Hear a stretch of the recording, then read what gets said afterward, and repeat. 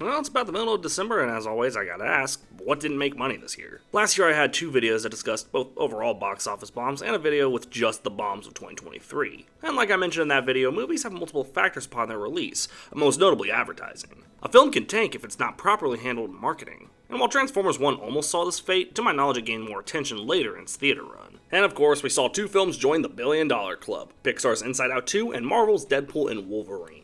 Alright, enough financial success, you read the video title. These are the 12 biggest bombs of 2024, ranked in no particular order. And hey, we're 70 away from the big 2K, so please subscribe y'all, show some love. Let's get it.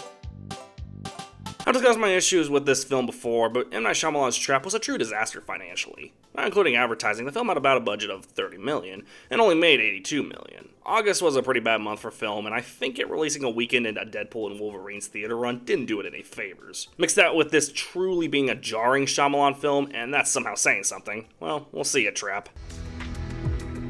So months after my review of this movie, I found out Fly Me to the Moon, which is sadly not a Frank Sinatra biopic, was supposed to be a straight-to-streaming release on Apple TV+. I can understand that, but instead they set this for a release in theaters with a notable $100 million budget, only making about $42 million. One of the biggest flops of the summer, which is actually a standard. Releasing the same weekend as the pretty hyped horror movie Longlegs, and with Twisters releasing one weekend later, Fly Me to these nuts, bro, y'all failed. I like Kevin Costner, but not as much as I like seeing him lose money. Horizon: An American Saga Chapter 1 was notably big with it being a two-parter, and obviously this film bombed notably, so notably I don't even think I heard about Chapter 2. It said a release, but I don't know. I actually haven't seen this movie, but considering its late June release when Inside Out 2 was still going strong, the film had a budget of $100 million. The film only grossed about $38 million. Rough.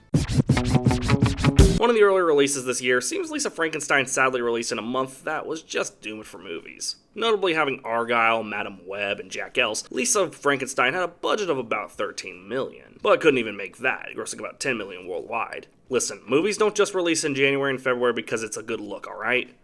If Dogman bombs, hell raise!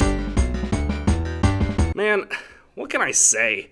Lionsgate got probably the shittest end of the stick here. Multiple films of theirs this year bombing. And no one possibly, we'll get to that, like Borderlands. I've got plenty of comments saved for this piece of garbage, but simply, the film had a budget around $120 million and only made about $33 million. It's obvious why this bombed outside of coming out in an already cursed month in August, and having a lot of Borderlands fans refusing to see it, the key demographic of this fucking film. The film just simply couldn't stop from sucking, and bad word of mouth, alongside Cate Blanchett being the actual calculated worst choice for Lilith, I don't know, I just wanted to mention that, makes Borderlands a 100% box office disaster.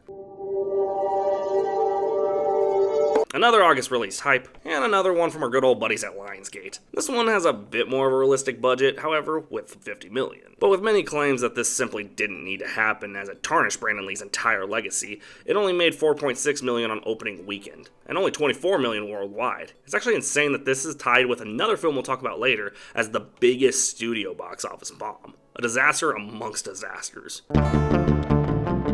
Again, I think the top three biggest flop studios of this year were Lionsgate, Warner Brothers, and Apple Films. Argyle, I've mentioned how it's not a good flick at all, but to its credit, it had a good concept that just couldn't win audiences over. The film released in February and had a budget of $200 million for this stinker? Well, obviously, it grossed about $96 million worldwide, and I think this is the first time I can say the cause was an oversaturation in advertising. If you were in the theaters between the trailers release to the film's release, you know pretty much any film that wasn't just an immediate kids film had this annoying trailer. Pair that with a February release and early February release at that, and yeah, you get a pretty big bag with a pretty big fumble.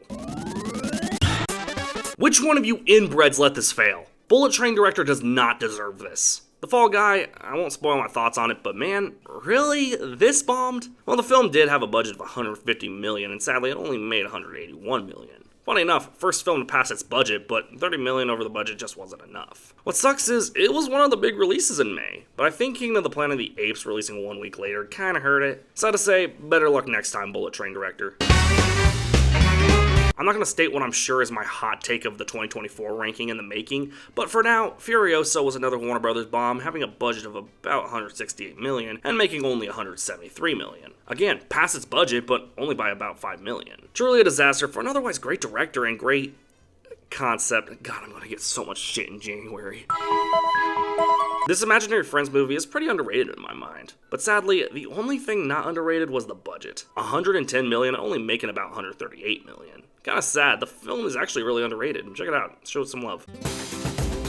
Okay, so the last two films on this list are pretty obvious bombs. One of them I've seen and the other I'm planning to see. The one I've seen, and the one y'all know my thoughts on, is Joker Folie à Deux. Obviously, I think this movie is a genuine disaster. I discussed it in my October review, so check that out for more details. But Joker Folie à Deux was, to put it lightly, one of the biggest bombs of 2024. Having an adjusted budget of about $300 million after marketing costs, the film only grossed $37.6 million on opening weekend and $166 million global. The film, with that $100 million extra for marketing, needed about $450 million to break even. And with this film's poor word of mouth, it was just doomed to fail. One of the probably most notable bombs next to Crow.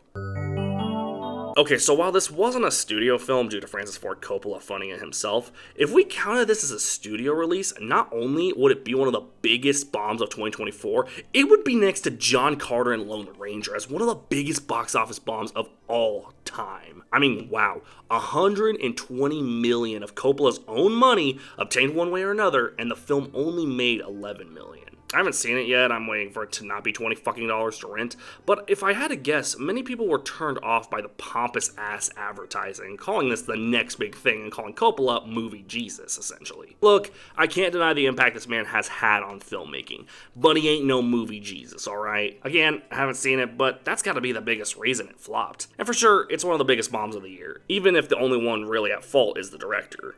And yeah, that's the bombs of 2024. Thanks again for watching, y'all. Tune in next December where I'm almost certainly going to be talking about Avatar 3. Who am I kidding? Film lovers hate me. That film's going to be even higher gross than the first two. Suck my dick, James Cameron.